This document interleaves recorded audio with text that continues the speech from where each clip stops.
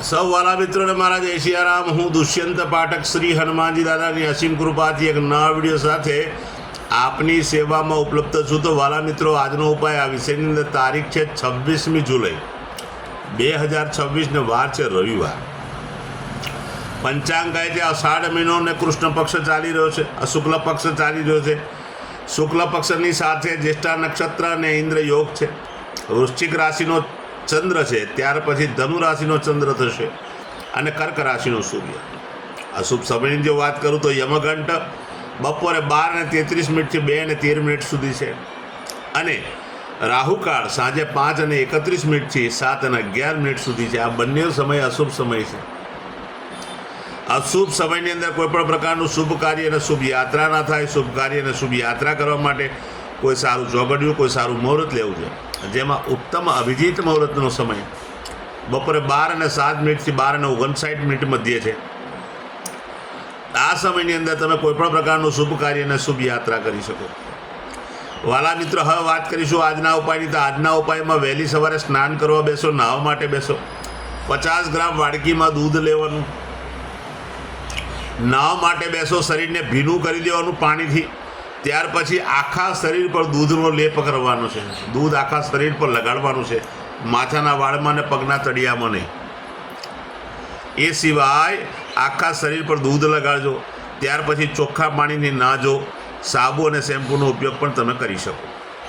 સ્નાન થઈ જાય, તમે કપડાં પહેરી લો, પછી ઘીનું તિલક કપાળમાં અને નાભી પર કરવાનું છે, ઘીનું તિલક।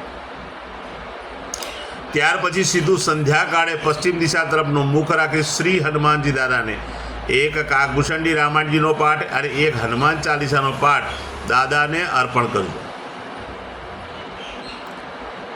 અને ત્યાર પછી રાત્રે સૂતા પહેલાં પોતાની જ પથારીમાં બેસજો, પલાઠી વાળજો। ઓમ કૃષ્ણાય વાસુદેવાય હરે પરમાત્મને પ્રણત ક્લેશ નાશાય ગોવિંદાય નમો આ મંત્ર યથાશક્તિ જપજો। બસ આટલો નાનો અમથો પ્રયોગ છે। જે મારા વાળા મિત્રનો જન્મદિવસ 26મી જુલાઈ 2026 અને રવિવારના દિવસે છે, તેવા બધા જ વાલા મિત્રો સૌ પ્રથમ તો જન્મદિવસની શુભકામના, તમારી મનોકામના શ્રી હનુમાનજી દાદા પૂર્ણ કરે, બલબુદ્ધિને વિદ્યા આપે, તમારું ને તમારા પરિવારનું દાદા રક્ષણ કરે। ઉપાયના ભાગરૂપે મેં કહ્યું તે પ્રમાણે સ્નાન, મેં કહ્યું તે પ્રમાણે ઘીનું તિલક કરવાનું છે। ત્યાર પછી ગૌશાળાએ જવાનું। ગૌશાળાએ જઈને ગાયોની સેવા કરવાની, ગાયોની પરિક્રમા કરવાની, ગાયોને લીલું ઘાસનું દાન આપવાનું। તમારે ત્યાં જે ભોજન બન્યું હોય તે ભોજન પણ ગાયોને અર્પણ કરવું। આટલું કાર્ય થઈ જાય ત્યાર પછી સૂર્યાસ્ત થતાં પહેલાં ઘીમાં બનેલી કોઈ પણ મીઠાઈ, ઘીમાં બનેલી કોઈ પણ મીઠાઈ તમારે ભેટ સ્વરૂપે નાના નાના બાળકોને, જરૂરિયાતમંદ લોકોને, શ્રમિકોને, ગરીબોને, વડીલોને, બ્રાહ્મણોને તમારે ભેટ સ્વરૂપે આપવાની। બસ આટલો જ પ્રયોગ કરો, આખું વર્ષ આનંદ સહિત પસાર થશે। જે મારા વાલા મિત્રનો મેરેજ એનિવર્સરી 26મી જુલાઈ 2026 ને રવિવારના દિવસે છે, તો બધા જ વાલા મિત્રો સવારે સ્નાન કરી વડીલોના ચરણ સ્પર્શ કરી આશીર્વાદ મેળવી લે। વડીલોને કોઈને કોઈ પ્રકારની ભેટ આપે। ભેટ આપ્યા પછી ગૌશાળાએ જઈ ગાયોની પરિક્રમા પતિ અને પત્ની બંને કરે। ગાયોને લીલું ઘાસનું દાન આપે, ગાયોની સેવા, ગાયોને પોતાના ઘરે બનેલું ભોજન પણ ગાયોને આપે। બસ આટલું કાર્ય થઈ જાય, ગાયોના આશીર્વાદ મેળવી લીધા પછી વાલા મિત્રો, કોઈ પણ વૃદ્ધાશ્રમ, અનાથાશ્રમ, વિધવા આશ્રમ, જરૂરિયાતમંદ લોકોને, ગરીબોને, શ્રમિકોને અને બ્રાહ્મણને તમારે પૂર્ણ સીધાનું દાન આપવાનું છે, પૂરેપૂરું સીધું શાકભાજી સહિત। તમે જુઓ, ચતુર્માસની શરૂઆત થઈ ગઈ છે અને ચતુર્માસની અંદર નિયમિત તમે જો સીધું આપશો તો પણ તમને બહુ પુણ્ય પ્રાપ્ત થશે।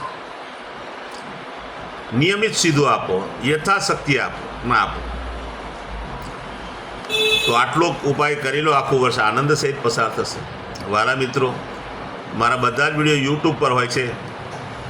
મારી યુટ્યુબની ચેનલનું નામ છે દુષ્યંત પાઠક। મારી ચેનલને સબસ્ક્રાઈબ કરજો અને બેલ આઇકન અવશ્ય દબાવજો. બેલ આઇકન અવશ્ય દબાવજો. કારણ કે નિયમિત હું વિડીયો મૂકું છું. તમે બેલ આઇકન દબાયેલો હશે, તો તમારા મોબાઈલ પર નોટિફિકેશન આવશે અને તમે મારો વિડીયો તરત જ જોઈ શકશો. એટલે પ્રાર્થના કરું છું, મારી ચેનલને સબસ્ક્રાઈબ કરો અને બેલ આઇકન દબાવજો.